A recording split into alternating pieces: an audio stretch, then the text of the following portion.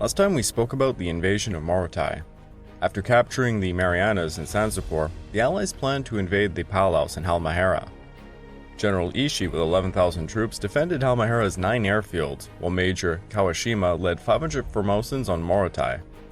Meanwhile, Colonel Nakagawa commanded the forces at Peleliu with extensive defenses, emphasizing attrition tactics.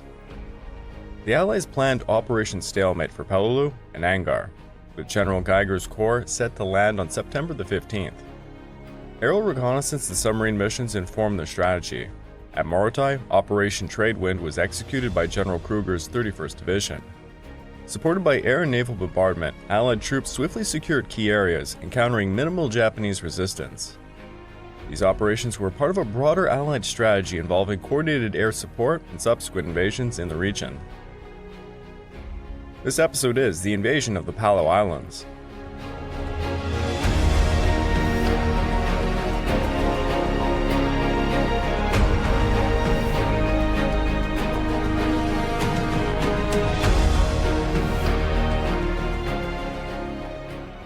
Welcome back to the Pacific War podcast week by week, and I'm your dutiful host, Greg Watson. But before we begin, I just want to remind you all that this podcast is only made possible through the efforts of Kings and Generals over at YouTube. Perhaps you want to learn a bit more about World War II? Kings and Generals has an assortment of episodes on World War II, and so much more, so go give them a look over at YouTube. So please subscribe to Kings and Generals over at YouTube and continue to help us produce this content by checking out www.patreon.com/kingsandgenerals. Hey, don't forget about our sister podcast over at The Age of Conquest, The Fall and Rise of China podcast, written and narrated by me. And if after all that, if you're still hungry for some more history, why don't you check out my personal channel, the Pacific War channel, over at YouTube and all major podcast platforms. Over on YouTube, I just released a long-form documentary on the First Sino-Japanese War. And as for podcasts, I'm on episode 3 of a brand new series on the North African campaign during World War II. Also, if you'd like to support me personally, you can check out www.patreon.com/thepacificwarchannel, where for as little as $2 a month, you get access to the exclusive Patreon podcast, early access to all of my content, and voting rights for what it will tackle next. In last week's episode, we talked about the plans and preparations for the invasion of the Palau Islands. General Rupertus's 1st Marine Division was assigned to assault Peleliu, while General Muller's 81st Division would conduct a dual-pronged landing at Angar. Meanwhile, Admiral Hoover's land-based aircraft, General Kenny's Allied Air Forces, and Admiral Mitscher's carrier-based aircraft carried out extensive neutralization programs against Japanese airfields within the range of the Palaus. When fighter planes of the 3 fast carrier groups started sweeping over the Palaus on September the 6th, they found that the efforts of the Southwest Pacific land-based bombers had succeeded in eliminating many ground targets. Nevertheless, fighters and bombers of the 3 groups started full-scale attacks on all the principal islands in the Palaus the very next day. There was no air opposition, nor had there been any on the 6th. On the 8th, because of observable targets being scarce, the weight of the attack was reduced, and the carriers began preparing to move to the Philippine waters. During their 3 days at the Palaus, the carrier-based planes flew about 1,470 sorties, causing extensive damage to ammunition and supply dumps, barracks, warehouses, and a number of miscellaneous buildings. The air crews claimed destruction of only 4 enemy aircraft, however, while losing 8 of their own. Admiral Fort's slower-moving tractor groups, responsible for transporting both divisions to the islands, departed Guadalcanal with their respective screening forces on the morning of September the 4th. 4 days later, fast transports and LSDs also set out to rendezvous with them in the early hours of September the 15th after an uneventful voyage. In the interim, Admiral Davison's carrier group launched a final sweep over the Palaus on September the 10th. The next day, Rear Admiral Jesse Ollendorf's Western Fire Support Group and Rear Admiral Ralph Ofstie's escort carriers arrived to begin the naval gunfire bombardment. Over the following 3 days, approximately 2,200 tons of naval projectiles were successfully fired on Peleliu. While Japanese positions pinpointed by fire support teams were generally destroyed, many hidden by natural or man-made camouflage remained intact, as did those in areas not accessible to the naval gunfire. Minesweepers cleared the 670 mines laid by the Japanese in the Peleliu-Angar region, and at least 240 more in the Coastal Passage. Nearly 175 mines were destroyed in the 4 days leading up to the landings, with the remaining mines marked at the cost of 1 minesweeper. Underwater demolition teams also began clearing obstacles from the landing beaches on September the 12th, providing the Japanese with clues about the Allied landing plans. leading them to hastily lay many more landmines in the last few days. By 5:15 a.m. on September the 15th, force transports had finally gathered off the Palaus and had taken their assigned positions in the transport areas, ready for the landings to begin. Under clear skies, the small craft and amphibian vehicles of the assault waves formed up without any difficulty, and they moved towards the reefs in front of Peleliu's white and orange beaches.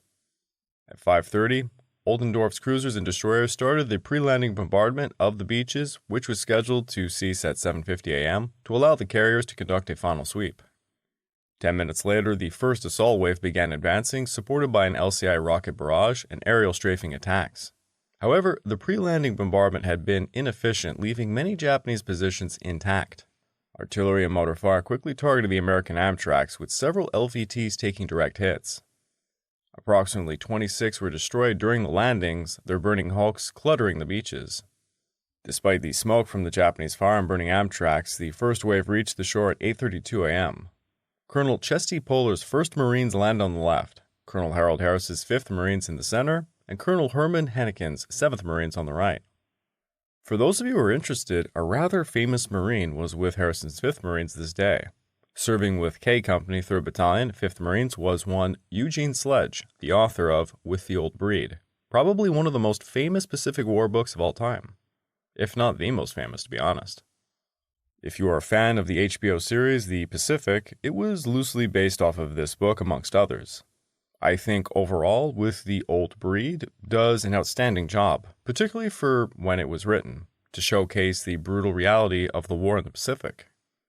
Eugene Sledge did not sugarcoat things or gloss over terrible things he saw his fellow Marines do, such as ripping out the gold teeth from the dead or even alive Japanese, as well as taking human trophies like skulls or hands. To give you a taste, here is a passage. We learned our battalion would leave Peleliu as soon as a ship was available to transport us back to Pavuvu. By day, we rested and swapped souvenirs, but we had to be on alert at night for possible Japanese movement.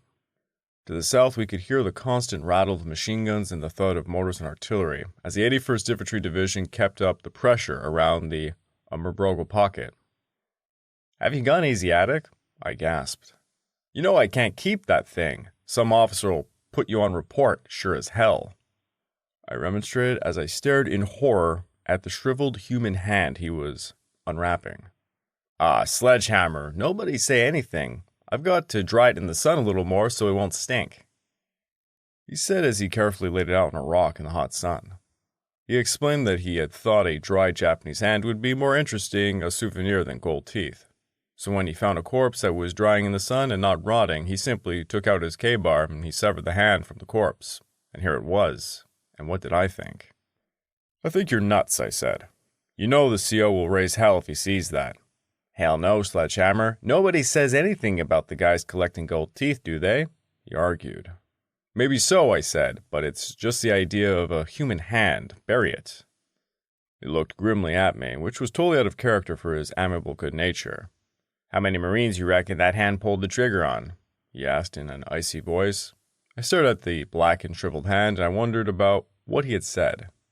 I thought how I valued my own hands, and what a miracle to do good or evil the human hand is. Although I didn't collect gold teeth, I had gotten used to the idea. But somehow, the idea of a hand seemed to be going too far. The war had gotten to my friend. He had lost, briefly I had hoped, all his sensitivity. He was a 20th century savage now, mild-mannered though he still was. I shuddered to think that I might do the same thing if the war went on and on. It's a gripping read, and I highly recommend it, especially for quote-unquote normie friends you might want to get into the Pacific War. Back to our story, Rupertus's objectives for the first day were to push inland 300 yards to the objective line O1, then to attack and capture O2. Landing simultaneously with the 4th wave were the division's tanks, M4 Shermans. Because of their excellent waterproofing for the operation, they successfully negotiated the reef, where the worst of the underwater obstacles had been removed by UDTs, and they continued towards land in 6 parallel columns led by the respective LVT guides. The enemy fire, however, proved so intense that over half of the 30 tanks organic to the division suffered from 1 to 4 hits during the 10 minutes necessary to cross the reef. In the 1st Marine Zone, for example, only one of the assigned tanks escaped being hit during the trip ashore. Only 3, however, were completely knocked out of action. Thus, within half an hour after the initial landing, the infantry had full tank support, a record unsurpassed in any previous Marine landing in the Central Pacific except for the Marshalls. To make matters worse, no sooner had the lead elements of the 3rd Battalion 1st Marines landed and advanced less than 100 yards inland than they found themselves confronted by the most formidable natural obstacle, a rugged coral ridge about 30 feet high. This had not shown up on any maps. Worse, the face of the ridge, christened the Point by the Marines, was honeycombed with caves and firing positions from which the Japanese had blasted into the coral and turned into excellent defensive positions which resisted all initial assaults. Even after tanks arrived to support the assault troops attempting to storm the northern portion of the ridge, they stumbled into a wide, deep anti-tank ditch, dominated by the ridge itself. Here they came under severe and accurate enfilading fire and were pinned down for hours. The loss of much communication equipment further left Polar and Rupertus unaware of the situation on the left flank. A major effort then was launched to assault the Point from the rear. It became apparent to the Marines that the Point was unassailable from the front, and so eventually units fought inland and assaulted the Point from the rear. These units, commanded by Captain George P. Hunt, fought their way along the Point for nearly 2 hours, during which time they succeeded in neutralizing all of the enemy infantry protecting the major defensive blockhouses and pillboxes. The principal defense installation was reinforced with concrete casement built into the coral, mounting a 25mm automatic cannon which had been raking the assault beaches all morning. This blockhouse was taken from above by Lieutenant William Willis, who had dropped a smoke grenade outside the blockhouse's embrasure to cover the approach of his men, and Corporal Anderson launched a rifle grenade through the firing aperture. This disabled the gun and ignited the ammunition inside the blockhouse. After a huge explosion, the fleeing Japanese defenders were mowed down by the waiting Marine riflemen. Hunt's surviving 32 men remained isolated on the Point for the next 30 hours, constantly under attack from Japanese infiltrators. Meanwhile, Polar's 2nd Battalion pushed inland about 350 yards against moderate resistance. Despite this success, the 1st Marines' front was divided by 2 huge gaps. Polar's 1st Battalion was then committed to support the Marines on the left, successfully gaining a foothold on the southern area of the Point, but still unable to close the critical gaps. Within the center, Harris's 1st Battalion advanced through a coconut grove that provided ample cover, successfully reaching O-line to link up with Polar's 2nd Battalion in front of the airfield by 9:30 a.m. Over on the right, however, Harris's 3rd Battalion and Hannikin's 3rd Battalion experienced a confused landing and made no progress, with only Harris's Company I reaching O1 an hour after the landing. At 10:30, the 2 battalions began pushing inland. Harris's Company K rapidly advanced deep into Peleliu's interior under the cover of a fairly dense scrub, while the 7th Marines used a large anti-tank ditch to move forward in relative safety. Again, I thought it might give a bit more flavor if I took a passage from this very moment when K Company advanced from Eugene Sledge. We started to move inland. We had gone only a few yards when an enemy machine gun opened up from a scrub thicket to our right. Japanese 81mm and 90mm mortars then opened up all around us. Everyone hit the deck. I dove into a shallow crater. The company was completely pinned down. All movement ceased. The shells fell faster, until I couldn't make out individual explosions, just continuous crashing rumbles with an occasional ripping sound of shrapnel tearing low through the air overhead amid the roar. The air was murky with smoke and dust. Every muscle in my body was as tight as piano wire. I shuddered and I shook, as though I were having a mild convulsion. Sweat flowed profusely. I prayed, I clenched my teeth, squeezed my carbine stock, and cursed the Japanese. Our lieutenant, a Cape Gloucester veteran who was nearby, seemed to be in about the same shape. From the meager protection of my shallow crater, I pitied him, or anyone, on that flat coral. Hannikin soon faced strong opposition, leading him to pause his troops and request tank support in the afternoon. The requested tank support became somewhat confused by an unexpected coincidence. The flank battalions of the 2 assaulting regiments in the center and the right were both the 3rd, 3rd and 5th, and 3rd and 7th Marines, both containing companies I, K, and L. The unfortunate tank commanders looking for the 3rd Battalion of the 7th Marines, who had wandered into the 3rd Battalion 5th Marines area due to some obstacles, in particular the large anti-tank ditch on Orange 3, inquired about a body of troops they encountered. Is this Company I, 3rd Battalion? And upon hearing the right answer in the wrong place, they proceeded to operate with these troops, who were, in fact, Company I of the 3rd Battalion 5th Marines, and not Company I of the 3rd Battalion, 7th Marines. Happily, this was one of those confusions of battle that helped more than it hindered. The confusion resulted in a gap between the two regiments as the 3rd Battalion, 7th Marines paused to take stock of the situation, whereas the 3rd Battalion, 5th Marines was actually just pushing on ahead. In an effort to re-establish contact with the 3rd Battalion, 5th Marines, Company L of the 7th Marines worked patrols further and further to the left until its foremost patrol emerged on the southern edge of the airfield. This was completely out of its regimental zone of action and several hundred yards to the rear of the units it was looking for. By this time, Harris's 2nd Battalion and Hannikin's 1st Battalion had landed, with Harris's battalion pushing vigorously northeast, while Hannikin's battalion dealt with the fierce Japanese resistance and dense swamp to the south, as they advanced towards 01. Concerned about the slow progress on the right and the heavy casualties suffered by Hannikin's forces, General Rupertus decided to land the Divisional Reconnaissance Company. However, the reserve 2nd Battalion, 7th Marines could not be disembarked until the next day. One major Japanese counterattack occurred around 4:50 p.m. on D-Day, consisting of a tank infantry sortie in force across the northern portion of the airfield. This attack had been expected by the Marines, especially those of the 5th Marines facing open ground in front of the airfield, and accordingly the regimental commanders had brought up artillery and heavy machine guns as well as tanks to support the area. Increase in Japanese artillery and mortar fire in the area was the first indication that something was brewing. Soon after, Japanese infantry was observed advancing across the airfield, not as a fanatical, drunken banzai charge, but as a coolly disciplined advance of veteran infantrymen. A Navy air observer spotted Japanese tanks forming east of the ridges above the airfield with more infantry riding on them. These tanks moved forward, passing through the Japanese infantry, advancing across the airfield, and some 400 yards in front of the Marine lines. For a moment, but only for a moment, the Japanese counterattack looked like a serious coordinated movement. Then the formation went to pieces.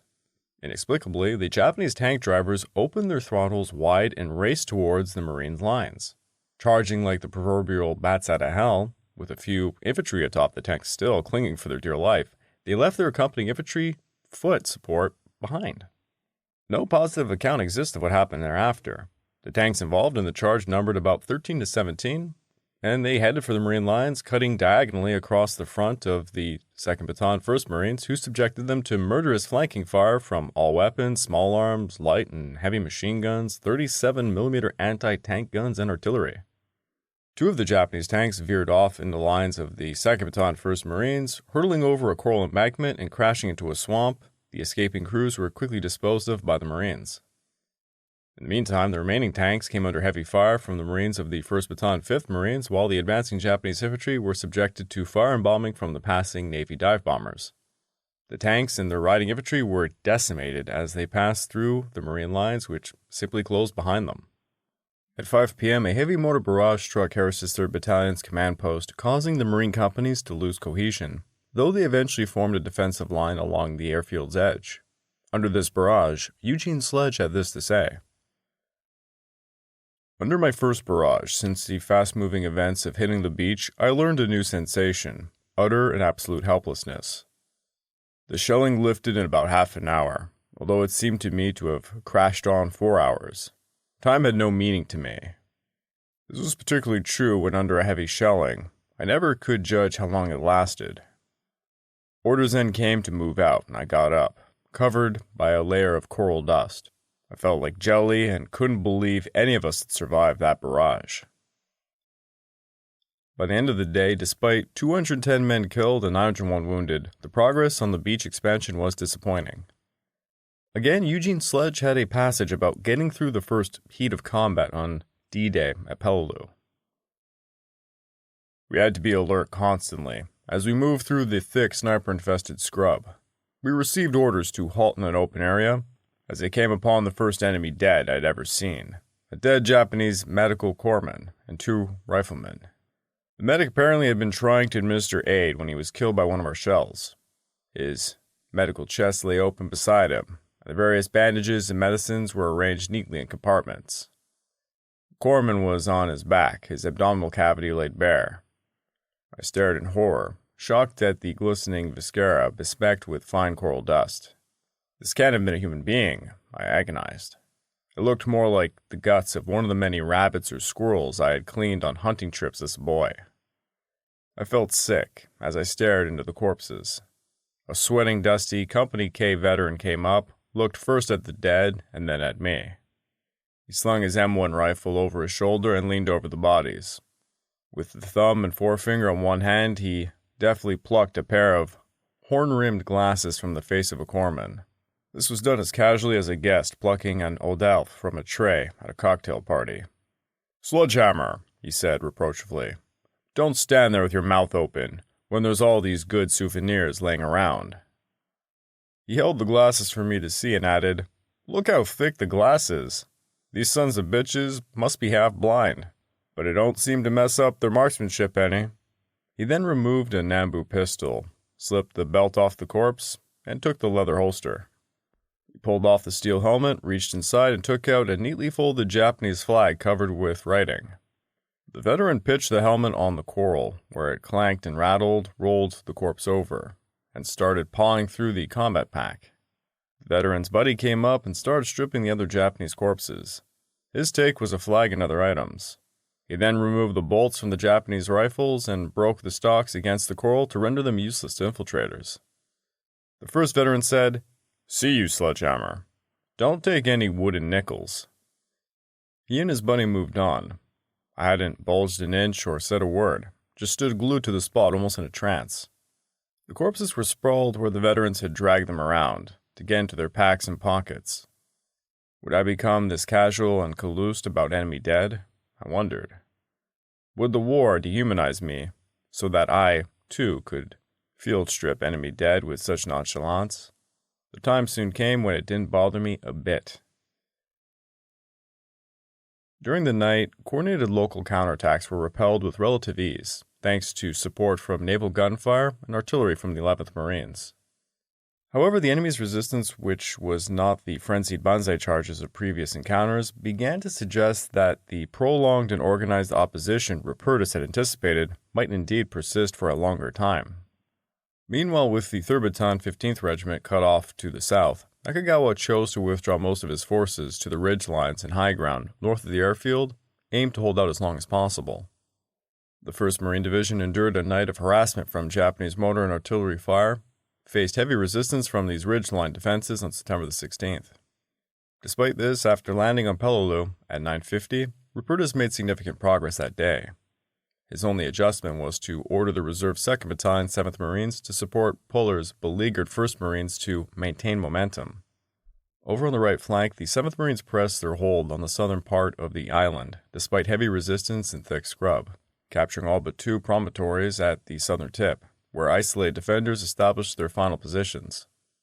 In the center, the 5th Marines cleared most of the remaining airfield area and set up defenses at night in a hangar and shop area on the field's north side, while Puller's 2nd Battalion secured the northwestern section of the airfield, including several headquarters buildings and barracks. On the left flank, the 1st Marines struggled to advance against the determined and well-coordinated resistance from Nakagawa's main defenses, which were concentrated amongst the Umabrogo Mountains. Only after intense fighting and with the help of tanks did the Marines manage to capture a 500-yard stretch of the ridge. By nightfall, at the cost of approximately 30 additional men killed and 115 wounded, the division had established a perimeter extending over 3,000 yards from north to south, and about 2,000 yards deep at its farthest point. Over the course of 2 days, the Americans suffered about 1,500 casualties, with more than 1,000 from Puller's 1st Marines alone. Despite these losses, the crucial objective, the Peleliu airfield area, had been secured.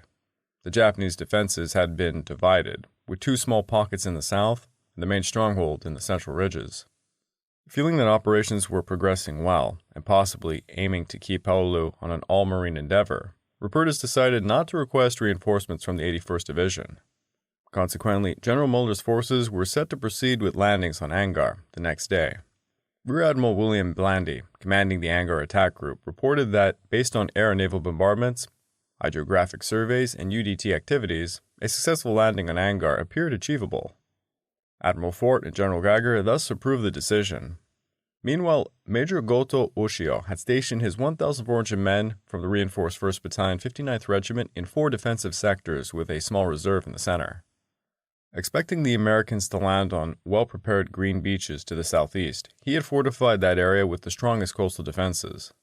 However, the Americans anticipated this, and they chose instead to land Colonel Benjamin Venable's 322nd Regiment on Red Beach, to the north and Colonel Robert Darke's 321st Regiment on Blue Beach to the east. In the early hours of September the 17th, Blandy positioned his forces off Angar, and at 5:30 a.m., the Angar Fire Support Group started its bombardment, employing for the most part slow, methodical area fire rather than shooting at specific targets. The fire was characterized by the 81st Division as being very satisfactory, and it accounted for about 40% of all naval shells thrown at Angar from the 12th through the 17th of September. Due to a delay in the arrival of support aircraft, the shore bombardment continued past the scheduled time, while General Muller's assault troops boarded the landing craft and amphibian vehicles meant to take them ashore. By 8 a.m., the LVT assault waves began positioning themselves at a line of departure, while the 323rd Regiment executed a feint at Green Beach to distract the Japanese from the actual landing sites. 10 minutes later, the assault waves moved towards the shore, supported by LCI rocket fire, ongoing bombardments, and the strafing planes that had also arrived late. Despite encountering only light motor and small arms fire, Darke's forces successfully landed on Blue Beach at 8:31, just 1 minute behind schedule. Venable's first wave, however, was delayed and arrived at Red Beach 6 minutes late. Subsequent waves landed throughout the day amid light resistance but faced challenges such as traffic congestion and limited beach space. By 4:45 p.m., all tanks of the 710th Tank Battalion were ashore, and the 316th and 906th Field Artillery Battalions had successfully landed on Red Beach by nightfall. The artillery for Blue Beach was landed the following day. Additionally, Venable's Reserve 2nd Battalion landed at 11:30, and the Darke's Reserve 1st Battalion arrived at 1 p.m. After landing, Muller's Green regiments began advancing inland about 300 yards to their first phase line, quickly becoming entangled in dense scrub forest teeming with Japanese machine guns and snipers. On Blue Beach, Darke's troops proceeded cautiously at first, but by noon they had secured Rocky Point, Cape Nicorosis, and established a beachhead approximately 1,200 yards long and 350 yards deep. Meanwhile, Venable's 1st Battalion moved swiftly north and inland through less dense undergrowth to secure its designated beachhead area. The 3rd Battalion bypassed some enemy bunkers set in jagged coral and proceeded south and west, successfully linking up with the 1st Battalion, but falling short of reaching Cape Negatpokal. With 2 secure beachheads and a 700-yard gap along the first phase line between regiments, Muller ordered the 322nd Regiment to extend its right flank onto the second phase line, about 400 yards inland, and to continue pushing south with its left flank towards the sister regiment. By 2:30, the advances resumed, with Venable's 1st Battalion pushing westwards against light resistance, into increasingly rough terrain along the coast and into a densely overgrown basin near the north end of Lake Aztec. Meanwhile, the 3rd Battalion engaged in patrol actions against isolated Japanese positions to secure the coastal area between the 2 landing beaches, though little progress was made. Darke forces also struggled, hindered by difficult terrain and mounting Japanese resistance. Ignoring the gap between the regiments, Muller ordered Venable's 3rd Battalion to advance to the second phase line. The battalion moved along railroad beds without encountering opposition, reaching the objective by nightfall. Simultaneously, Darke attempted to advance to the second phase line but made little progress before having to dig in. Goto, on the other hand, chose not to launch an immediate mass counterattack, believing that the 81st Division might land at other beaches. Instead, he deployed a company-strength mobile reserve for a counterattack, but this effort was disrupted by air and naval gunfire before it could commence. By late afternoon, realizing that the Americans had firmly established themselves ashore, Goto began moving his units and withdrew the Southern Defense Force to the Northwest Hills for a final stand. To cover this movement, he ordered a night counterattack by 2 companies. At 5:50 a.m. on September the 18th, enemy infantry emerged from cover below Rocky Point and attacked Darke's Company B, pushing the Americans back about 75 yards before being halted by heavy concentration of fire. Meanwhile, small groups of Japanese forces repeatedly assaulted the defensive lines south of Lake Aztec, near the boundary between the 1st and 3rd Battalions. Despite their best efforts, they failed to exploit the gap between the regiments, and they had to withdraw to the Northwest Hills shortly after dawn. I'd like to take this time to remind all of you that this podcast is only made possible through the efforts of Kings and Generals over at YouTube. Please go subscribe to Kings and Generals over at YouTube and continue to help us produce this content by checking out www.patreon.com/kingsandgenerals. And don't forget about our sister podcast over at The Age of Conquest, The Fall and Rise of China podcast, written and narrated by me. And if after all that, you're still hungry for some more history, why don't you check out my personal channel, the Pacific War Channel, over at YouTube and all major podcast platforms. Over on YouTube, I just released a long-form documentary on the First Sino-Japanese War. And as for podcasts, I'm on part 3 of my new series on the North African campaign of World War II. Also, if you'd really like to support me personally, please check out my Patreon account at www.patreon.com/PacificWarChannel, where for as little as $2 a month, you get access to the exclusive Patreon podcast, early access to all of my content, and voting rights for what I will tackle next. Thus, the Marines were yet again storming new islands that would see them experience some of the worst horrors of World War II. A young enlisted man, Eugene Sledge, would get his first experience of combat on Peleliu, and from there would begin to write a book that would captivate the minds of many Americans post-World War II.